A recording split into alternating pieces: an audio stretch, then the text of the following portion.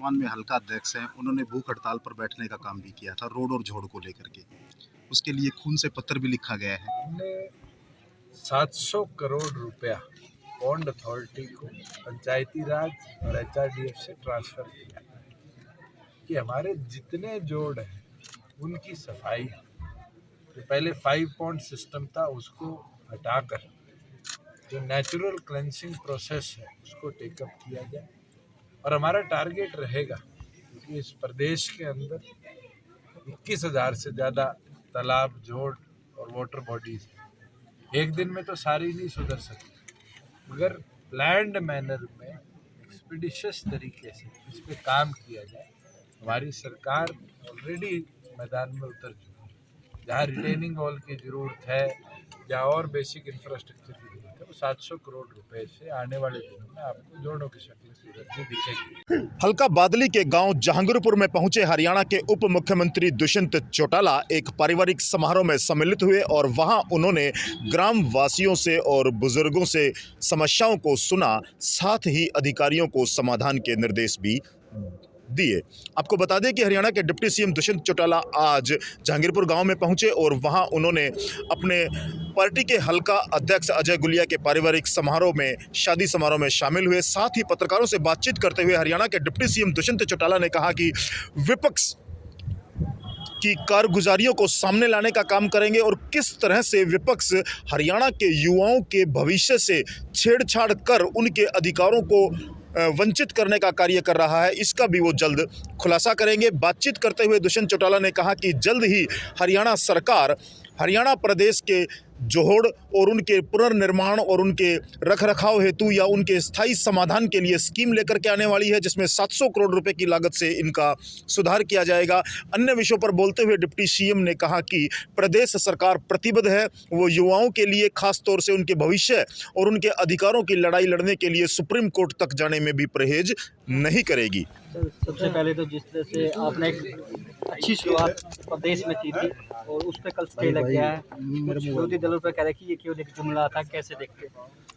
जो लोग 75% रिजर्वेशन और लोकल कैंडिडेट्स को जुमला बोलते हैं, उनकी सोच स्पष्ट है कि वो हरियाणा के युवाओं के हाथ में रोजगार देखना नहीं चाहते। और ये भी सामने मैं ला कर दूंगा कि इन एसोसिएशनों के पीछे किन किन पॉलिटिकल लोगों का मास्टरमाइंड रहा है, जो हरियाणा के युवाओं को उनके अधिकार ना मिले इसके लिए अड़चन बनेगी। मैं तो ये चीज़ बोल सकता हूँ कि हमारी सरकार का दृढ़ निश्चय है कि हम हरियाणा के युवाओं को 75% रिजर्वेशन नौकरियों में दिलवाने का काम करें। और आज सुबह हमने सुप्रीम कोर्ट में इसको मेंशन भी किया। सुप्रीम कोर्ट के आगे सॉलिसिटर जनरल ऑफ इंडिया ने बात भी रखी कि बिना सुने अपील एक्सेप्ट करी गई, स्टे किया गया, तो सुप्रीम कोर्ट ने भी हमारी मेंशनिंग को एक्सेप्ट किया है और इसकी फर्दर सुनवाई के लिए मंडे को तय किया गया। हमें पूरी उम्मीद है कि देश के सबसे बड़े अदालत के अंदर हरियाणा अपने अधिकार की लड़ाई भी लड़ेगा और युवाओं को जो हमारा वादा है वो पूरी तौर पर दिलवाने का काम करें। हम बड़ी गंभीर तरीके से इस कानून को युवाओं को लाभ के तौर पे कैसे दिलवा पाए, इस पे काम कर रहे हैं। इंडस्ट्री के लोगों के साथ भी निरंतर हमारी चर्चाएं चल रही हैं। 13 तारीख को गुड़गांव इंडस्ट्रियल एसोसिएशन के लोगों से मैं चर्चा करूँगा। 18 तारीख को आपके फुटवेयर एसोसिएशन के लोगों से चर्चा करूँगा। कल पानीपत के हैंडलूम एसोसिएशन के लोगों से चर्चा करूँगा। और जो भ्रम है या जो पॉलिटिकल एजेंडा इसको रोकने के लिए बनाया गया है, उसको भी उनके दिमाग से क्लैरिफाई करेंगे कि ये आपके नुकसान का नहीं। मैंने खुद एक सोनीपत की फैक्ट्री का चेक करवाया, जिस फैक्ट्री मालिक ने अपने आसपास जूते बनाने का वो फैक्ट्री काम करती है, आसपास के गांव में स्केलिंग कराई और नतीजा ये आया कि आज उस फैक्ट्री में 90% लेबरर और मेजॉरिटी औरतें हैं जो लोकल गांव की है और वहाँ काम करती है। अगर इंडस्ट्री का इस तरह योगदान रहेगा तो वो दिन दूर नहीं होगा जो हम इस कानून को पूरी तौर पर लागू अच्छे तरीके से इंडस्ट्री के साथ मिलकर कर पाए। तो ओवरऑल और जो इंडस्ट्रियल एसोसिएशन ये सोचती है कि वो अड़चने डालती रहेगी और हमारे को रुकवाती रहेगी, उनको मैं इतना ज़रूर बोल सकता हूँ कि आज अगर आप गवर्नमेंट अलॉटेड किसी भी इंडस्ट्रियल पार्क में हो और जो ज़मीन अलॉटमेंट या ऑक्शन में आपको मिली है, उनके एग्रीमेंट में भी लिखा गया है कि 75% तो आपको लोकल कैंडिडेट्स को नौकरी देनी है। अगर फोर्सफुली हम उस पर इम्प्लीमेंटेशन पे आ गए, फिर तो कोई 30-50 हज़ार का बार नहीं है हमारे ऊपर। वो तो फिर क्लास 1 ऑफिसर के बराबर की कोई सैलरी लेता होगा लाखों की, उसके अंदर भी हम इम्प्लीमेंट कर सकते हैं। पर हमारी मंशा है कि हम धीरे धीरे अनस्किल्ड, फिर सेमी स्किल्ड और फिर स्किल्ड क्लास की एम्प्लॉयमेंट में, जब जब हमारे इंस्टीट्यूशन उस काबिल हो जाएंगे, हमारे पास स्किल ट्रेड उतना अच्छा हो जाएगा, उसको अपलिफ्ट करेंगे। सबसे पहले पंजाब की बात करें, पंजाब में आपका एक कि जो पार्टी पंजाब से एसवाल का पानी लेकर समर्थन करेगी, उसका आप समर्थन करेंगे? मैं तो ये बोल सकता हूँ, चाहे वो उत्तर प्रदेश हो चाहे वो पंजाब हो, दोनों स्टेट्स के साथ हम अपने वाटर राइट्स को शेयर करते हैं। आज उत्तर प्रदेश, उत्तराखंड, हिमाचल के साथ हम मिलकर रेणुका डैम बनाने का काम कर रहे हैं। वहीं दूसरी ओर पर सतलुज यमुना लिंक भी हरियाणा के एक महत्वपूर्ण वाटर कोर्स, वाटर चैनल के तौर पे हमारे सामने है। जहाँ चुनाव की बात है, हमारी पार्टी ना तो दोनों प्रदेशों में चुनाव लड़ेगी। आज जरूरत पड़ेगी कहीं तो जरूर राष्ट्रीय अध्यक्ष जो आदेश देंगे उसके निकाय अपनी 8 लोगों की जिम्मेवारी लगाई है। प्राथमिक बैठक कल हुई, उनकी ड्यूटियां लगाई गई है। जो 45-46 निकाय हैं जिनमें आने वाले समय में चुनाव ड्यू है, उनका दौरा भी करे कमेटी, और वहाँ पर संगठन चेयरमैन लड़ेगी गठबंधन के अंदर, या फिर हमारे कैंडिडेट्स, जैसे पहले 7 में से 2 चेयरमैन हमारे लड़े और 5 में कैंडिडेट्स हमने उतारने का काम किया, हमारे एमसीज भी बने। उस तरीके से हमें आगे कैसे बढ़ना है, जो उनकी अगली बैठक का निर्णय होगा वो नेशनल बॉडी को देगी और नेशनल बॉडी उस पर निर्णय।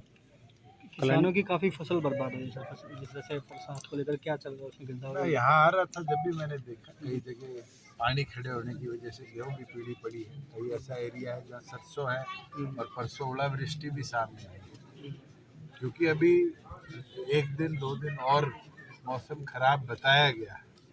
एक बारी जब पूरी क्लैरिटी आ जाएगी वेदर के अंदर, फिर उसका पूरा सर्वे हम दोबारा करवाएंगे। हमने पिछले वर्ष के अंदर भी 700 करोड़ रुपया मुआवजे का किसान के खाते में भिजवाने का निर्णय लिया। और उसके साथ साथ जहाँ वाटर लॉगिंग रहती है, जहाँ आज सेम आ चुकी है, उसके लिए भी सरकार ने लगभग 450 करोड़ रुपया इस साल में फ्लड एंड ड्रॉट में इशू किया है कि वहाँ प्रॉपर वाटर की एक्सकेवेशन का काम समय अनुसार।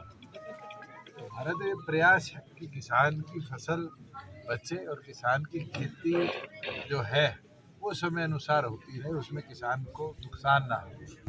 पानी खड़ा है और फसल भी नहीं बुआई हुई, पहले 3500 रुपये उसके मिला करते थे, हमारी सरकार ने बढ़ाकर 7000 रुपये उसके करे।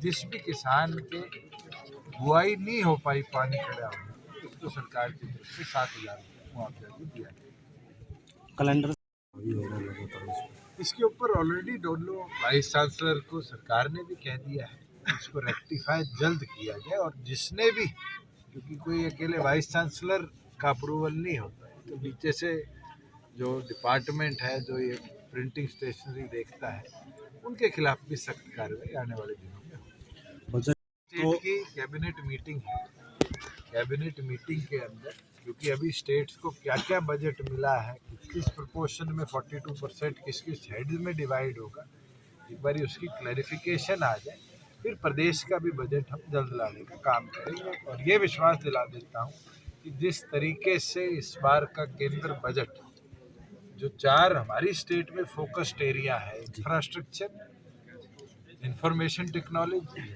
ड्रोन और ड्रोन मैपिंग और ड्रोन फॉर एग्रीकल्चर, और उसके साथ साथ हेल्थ फैसिलिटीज़ को और कैसे बेहतर बना जाए, इसके ऊपर है।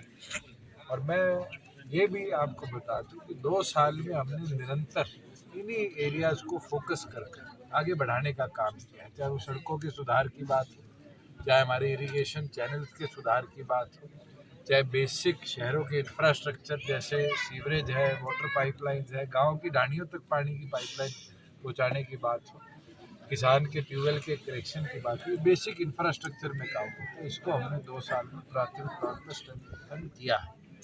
ड्रोन्स को लेकर 1 साल से हरियाणा सरकार बहुत स्पीड से काम करी थी और 2 साल से पूरे हरियाणा की मैपिंग भी ड्रोन्स के माध्यम से हो रही है।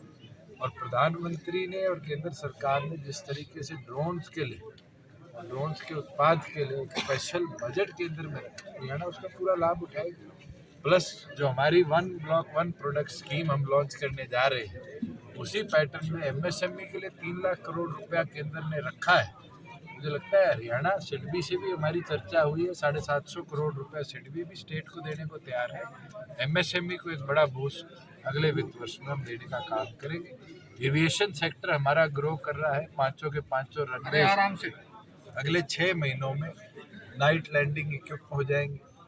उनके अंदर जो नेविगेशनल एड लगना है वो लग जाएगा। हिसार का जो हमारा रनवे है वो मई में कंप्लीट हो जाएगा और लाइटिंग और सारे चलाकर मैं ये मानता हूँ चाहे फिर बोइंग 380 जैसा बड़ा जहाज भी हिसार उतारना पड़े तो हम सक्षम होंगे कि by end of this year पूरी तौर पे हमारे एविएशन हब वर्किंग कंडीशन में आ जाए। लेकिन विपक्ष तो कह रहा है कि कुछ भी नहीं दिया है, धोखा ही मिला है। मैं तो इतना बोल सकता हूँ, विपक्ष में जो लोग बैठे हैं उन लोगों को बोलो कि रेलवे की पिंक बुक ही पढ़ कर देख ले तो पता चल जाएगा कि कितना कुछ रेलवे सेक्टर में देने का काम किया है। जो लोग विपक्ष में बैठे वो सांसद रह चुके हैं, मैं भी रह चुका हूँ। और इस बार जिस तरीके से बैलेंस किया गया है, पिछले साल से भी बेहतर तरीके से अलग अलग हेड्स में फंड्स को दिया गया है, मुझे लगता है आम जन इससे खुश है। इस गांव की